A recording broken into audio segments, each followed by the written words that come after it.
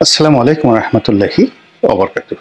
সম্মানিত দর্শক, আমাদের দেশের জুলাই এবং আগস্টের বিপ্লবের যারা নায়ক,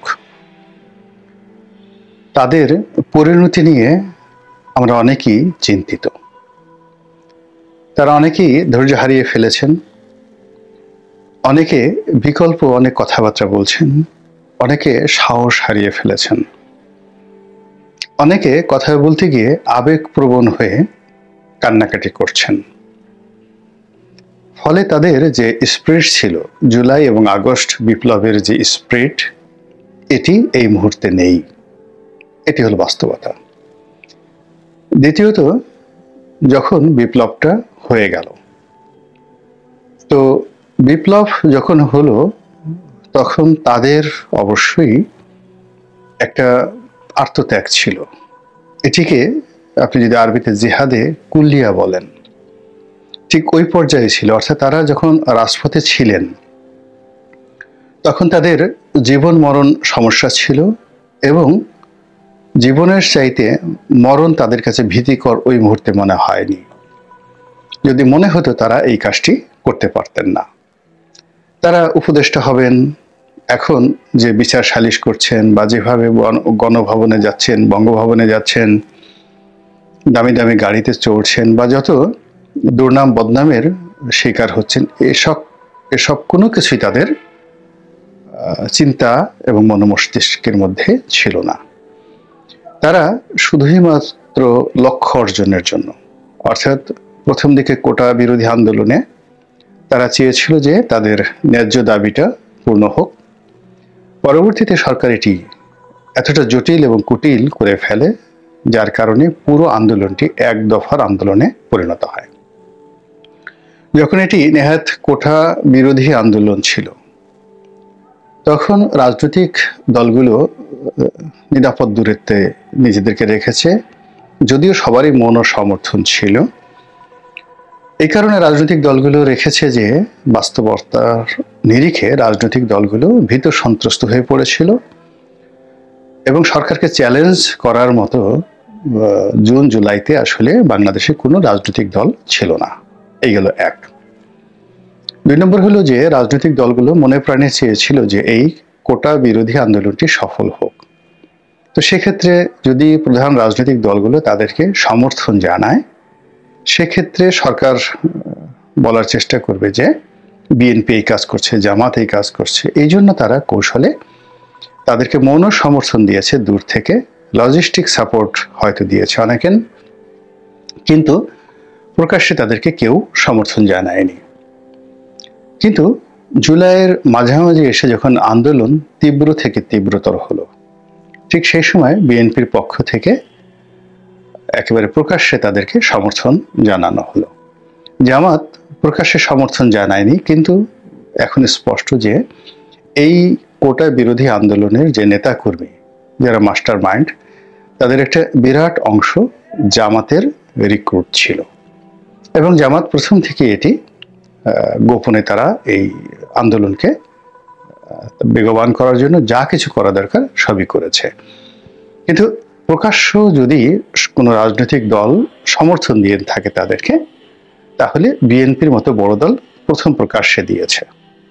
এরপর অন্যান্য ছোট রাজনৈতিক দলগুলো তারাও নৈতিকভাবে তাদেরকে সমর্থন দিয়েছে, তাদের পক্ষে ছোটখাটো মিছিল করেছে, সমর্থন জানিয়েছে, এবং আন্দোলন যখন চূড়ান্ত পর্যায়ে গেল তখন অনেকেই গ্রেপ্তার বরণ করেছেন। এবং আগস্টের 1 তারিখে এসে আসলে এখান থেকে কারোরই ফিরে যাওয়ার উপায় ছিল না। বিএনপির মতো বড় বড় দল, জামাতের মতো দল, তারা ভয় পাচ্ছিলেন যে কোনো অবস্থাতে যদি এই আন্দোলন অতীতের শাপলার মতো হয়, অতীতের গণজাগরণ মঞ্চের মতো হয়, ব্যর্থ হয়, এমনকি যারা বিশ্ববিদ্যালয়ের শিক্ষক, সাংবাদিক এই আন্দোলনের সমর্থন জানিয়েছিলেন, আগস্ট মাসের 1 তারিখে তারা সবাই বলতে গেলে মৃত্যু ভয়ে থরথর করে কাঁপছিলেন যে যদি ফেল করে তাহলে তাদেরকেও আর এক দফা জেলে যেতে হবে। এবং বড় বড় রাজনৈতিক দলের মধ্যে বিভেদ ছিল, বিসংবাদ ছিল যে কি দরকার ছিল এই আন্দোলনে জড়ানোর জন্য।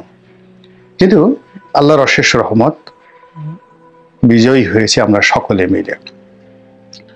আমরা সকলে মিলে বিজয়ী হয়েছি, কিন্তু বিজয়ী হওয়ার পর যে বিশৃঙ্খলা সাধারণত হয় সেন্ট্রাল কমান্ড না থাকলে। তো এই আন্দোলনের আমরা সফল হয়েছি, বিজয়ী হয়েছি, অভ্যুত্থানে আমরা বিজয়ী হয়েছি, কিন্তু আমাদের কোনো সেন্ট্রাল কমান্ড ছিল না। মহান মুক্তিযুদ্ধে যেভাবে একটা নেতৃত্ব ছিল, রাজনৈতিক নেতৃত্ব ছিল, সামরিক নেতৃত্ব ছিল, বেসামরিক নেতৃত্ব ছিল, অর্থাৎ আমলারা কাজ করেছে, সেন্ট্রাল ব্যাংক কাজ করেছে মুক্তিযুদ্ধে, রেডিও টেলিভিশনের কর্মীরা কাজ করেছে, সেনাবাহিনী কাজ করেছে, পুলিশ করেছে, ইপিআর কাজ করেছে, অর্থাৎ ইস্ট পাকিস্তান রাইফেলস কাজ করেছে, এবং আওয়ামী লীগের নেতৃত্বে সমস্ত রাজনৈতিক দলগুলো কাজ করেছে। ফলে পুরো মুক্তিযুদ্ধের 9টি মাস কেউ কখনো পথহারা হয়নি। দেয়ার ওয়াজ এ গভর্নমেন্ট, বিপ্লবী গভর্নমেন্ট ছিল, এবং একটা ঘোষণাপত্র ছিল, বিপ্লবী ঘোষণাপত্র ছিল, বিপ্লবী সরকার ছিল, তার সঙ্গে বিদেশি পরাশক্তিগুলো ছিল, রাশিয়া ছিল, ভারত ছিল। কিন্তু এবারের ঠিক যে যুদ্ধটি এবং এবারে যে বিপ্লবটি বা গণ অভ্যুত্থানটি, এটির ব্যাপকতা বিশাল, এবং এইটা আমাদের অভ্যন্তরীণভাবে আমাদের বাংলাদেশে দ্বিতীয়বার কখনো ঘটবে কিনা জানি না, কিন্তু এই ঘটনাগুলো ঘটে গেছে, যার সঙ্গে বাংলাদেশের 18 কোটি মানুষের যে বিপুল অংশ এখানে আওয়ামী লীগকে তাড়ানোর জন্য সমর্থন দিয়েছে। আমার কাছে মনে হচ্ছে যে সেই 71-এর মুক্তিযুদ্ধের সময় এতটা সেই তুলনা করাটা ঠিক হবে কিনা, জনসমর্থন এককভাবে মুক্তিযোদ্ধাদের পক্ষে ছিল কিনা আমি বলতে পারবো না। ওই সময়ের যারা বিশেষজ্ঞ তারা বলতে পারবেন। আবেগ ছিল, যুদ্ধ ছিল, গেরিলা যুদ্ধ ছিল, কিন্তু রাজাকার আলবদর, পাকিস্তান প্রেমী একটা বিরাট অংশ কিন্তু ছিল।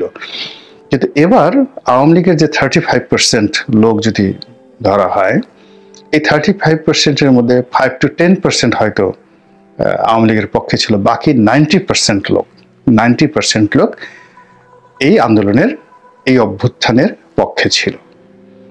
কিন্তু এখন পুরো বিষয়টা বুমেরাং হয়ে গেছে এই 5 মাসে। এই বুমেরাং হওয়ার কারণ হলো যে যারা সমন্বয়ক, এই সমন্বয়ক বা এই বিপ্লবী যারা নেতা, তারা যাদেরকে বসিয়েছেন নেতা রূপে, সেটা ডক্টর মোহাম্মদ ইউনূস বলেন, আসিফ নজরুল সাহেব বলেন, অন্যান্য যারা বলেন, তারা কেউই এই তরুণ এবং যুব শক্তিকে ব্যবহার করতে পারেননি। দ্বিতীয়ত, এই যুবকদেরকে হুইপিং করা দরকার ছিল, সেই হুইপিংটা হয়নি। তাদের একটা সেন্ট্রাল কমান্ড তারা নিজেরা তৈরি করেছে, কিন্তু সত্যিকার অর্থে কোনো মাস্টার মাইন্ড, যারা রাজনৈতিকভাবে প্রাজ্ঞ, রাষ্ট্র পরিচালনায় অভিজ্ঞতা সম্পন্ন, যাদের একটি জাতীয়, যাকে বলা হয়, নেতৃত্ব দেওয়ার মতো যোগ্যতা রয়েছে, এমন ডজনস অফ পলিটিক্যাল লিডার্স যদি এই ছাত্র এবং যুবকদের নেতৃত্বে থাকতেন, তাহলে আজকের এই অবস্থা তৈরি হতো না। ফলে কি হচ্ছে, সঙ্গতির কারণেই সেই জুলাই এবং আগস্টের বিপ্লবের যে সুফল, সেই সুফল আমরা পাইনি। প্রচন্ড বিশৃঙ্খলা সারা দেশে, দেশের গত 20 বছরে যে সকল সন্ত্রাসী, গডফাদার, আন্ডারওয়ার্ল্ডের ডন যেগুলো আগে ছিল, যেমন আপনি একটা সময় টোকাই সাগর ছিল, মুরগি মিলন ছিল, এক সময় সেই ডেভিড ছিল,